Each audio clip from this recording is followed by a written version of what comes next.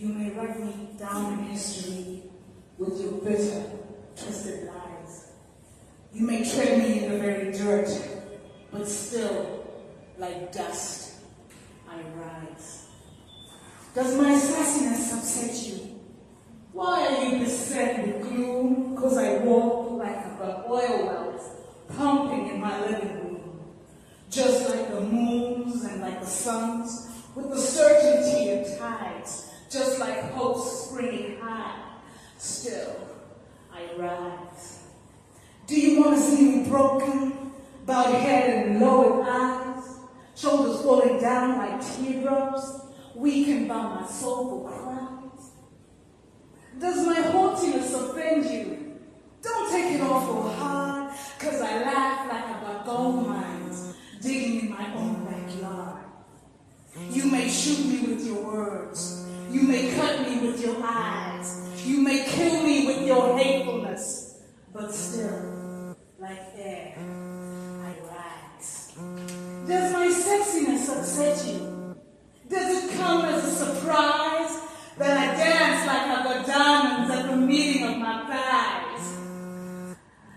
Out of the huts of history shame, I rise.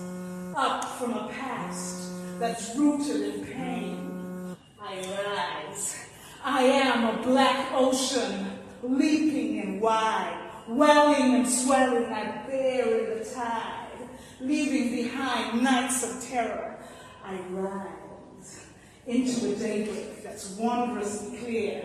I rise, bringing the gifts that my ancestors gave. I am the dream and the hope of the slave. I rise, I rise, I rise.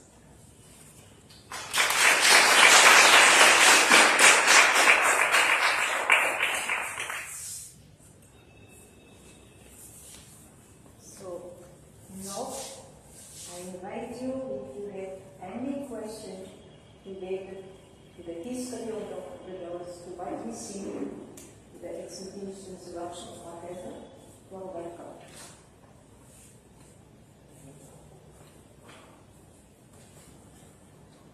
Thank you. Thank you, Francoise, for that. Just a round of applause for Francoise.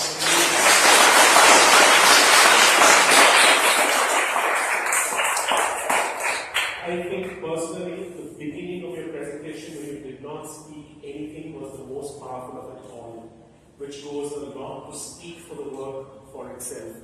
If I would just have 2 bits about what to conceptually connect both the talks that we had, I think one of the things that I remember from the first talk is the story that Amin spoke about Rahul going to a forest or whatever, right? That's if you would walk out of this room and somebody would ask you, hey, what did you go for? What was the talk you went for?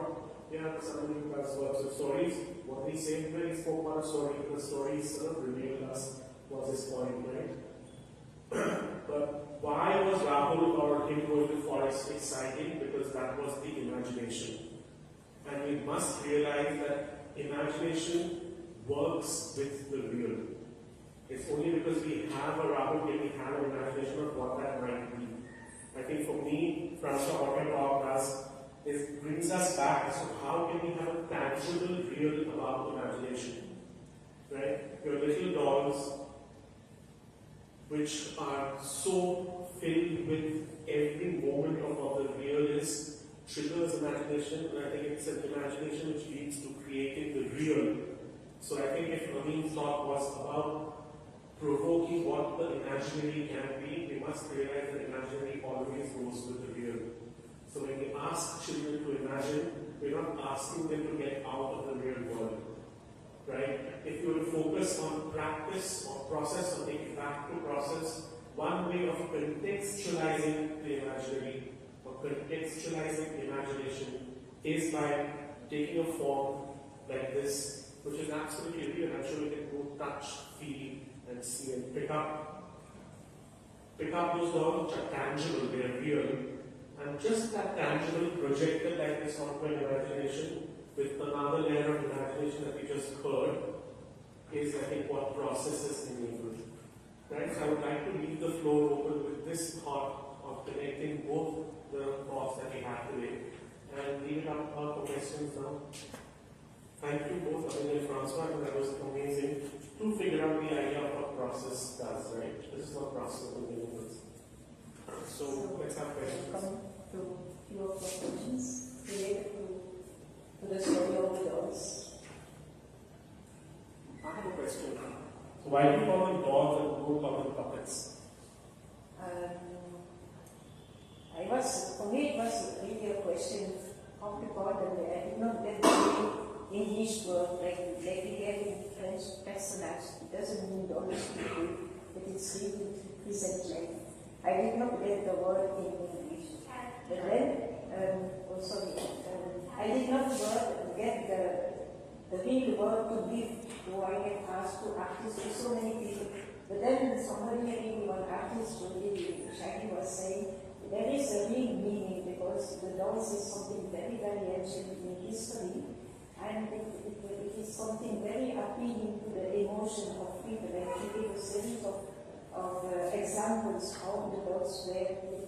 So this has nothing to do with this kind of commercial Barbie dolls, which are not even Indian dolls, and but the dolls represent something about the reality, and they are created in a context, and their body language speaks. But in French, we get a very nice word for that. This personage. Even I could figure in so many words that way. But many people ask the question, but then you also like to have and say, give another the meaning of what it is. I have a question for you. So, when you create your dolls, and you have, as you mentioned, that it has a context and it has a body language. So do you create a story around them, and do you connect with them as a person, and do you name them in your imagination? Is that what you do? Or how do you actually come with this idea of creating these characters? Yeah, it means, okay, in childhood already I made little dolls. I was bedridden for 1.5 years, and I got away the material to make something. And I started to make little dolls representing scenes of what I experienced there. When I came to India, I brought some leftover material, and which is still the material I use today. And it is really the inspiration of people's life, like I said, the daily life, the village life fascinated me, their closeness to nature, the way children live together. So many scenes. I started to represent this in dolls. And as the years went on, it was not only the crafts and the dance on many more dolls. It's a very few, but on the social things there was some 140. And so slowly I came across also the kind of issues like violence against women, child labor, things that really pains you and you have to resist. And this was my way of expressing. So many of the dolls have, not many, but quite a number have my own stories behind, but then it's also things that touch me, that I heard, situations where others were involved in, and so that's how it came about. So I made the dolls, and it's after that I asked people to write poems, stories, and experience. So it's really a contribution of many people for saying the same word. So for me, the dolls is like writing my poem. Thank you.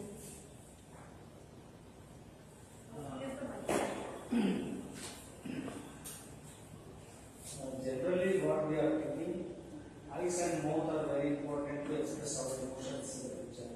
But you are not using those parts in the faces. But these characters expressions more emotions without those body parts. What was the idea? I don't know if I have understood you correctly, but for instance, there is no face. It never occurred to me to make a face. I told the body language and the context, the little world in which they represent situations, and it may be situations of celebration, of joy, of grief, whatever. There is no face, but it's you who can, your own experience and mindset can interpret the dolls. So nobody says this has to be a happy or they speak differently to different people. That is,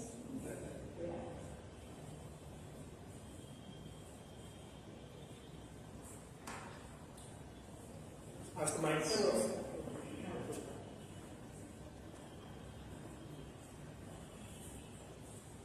First of all, thank you for your work. This is absolutely stunning. I just wanted to know, like, I'm curious, as an artist, I always wonder how, my art feeds back. I mean, it obviously feeds me and nourishes me.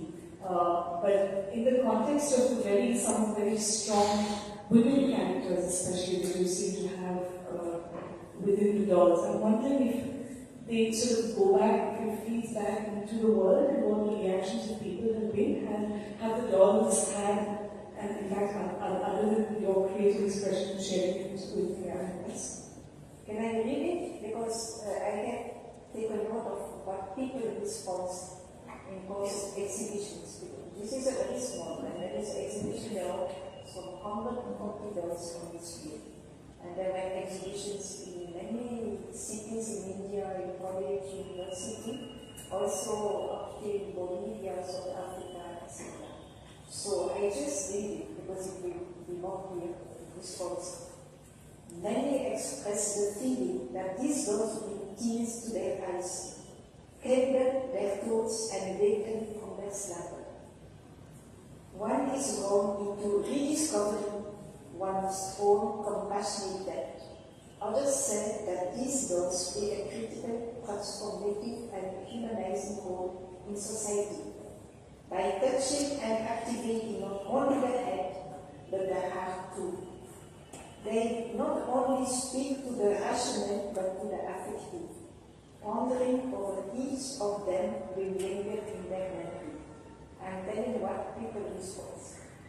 Viewers said that existing perceptions and notions of morality and preconceived social values and practices are being challenged in a novel way, thus impelling them from victim to humanizing commitments. The dolls invite them to face uncomfortable and pertinent questions on social inequality, on the ongoing process of brutal dispossession on a scale that has few parallels in history. Following an exhibition in Fujian University in Taipei, a teacher writes that the questions of her graduate students and even their tears tell her how powerful the language of the dolls is, raising deep questions ranging from the cry of the poor to globalization, from consumerism to economic development and to social responsibility, from power politics to ecological concerns, from the plight of women to social movements and solidarity, in the spirit of hope, believing that a better world is possible. The exhibition of dolls in Potosí in Bolivia was of special significance because here the dolls cut across barriers of culture, of language and religion. The exhibition drew over 4,600 people. Someone wrote, there is a deeper message, a deeply human message brought to the viewer. A message that all violence, all forms of violence must stop. Looking at the dolls, the viewer listens and speaks, and what more evocative way is there to educate ourselves? When this message is written inside us, it becomes possible to take the next step, until we reach a moment, through our actions, through our words, to make real our dream that violence against women, children, the marginalized, violence of all worlds, and all violence will become one day unthinkable. So, from experience, everybody has been touched. Some people burst into tears, some came out with a big smile, and people's response has seemed to be an encouragement for me to continue and to say, let the Lord speak to as many as possible. They have spoken to me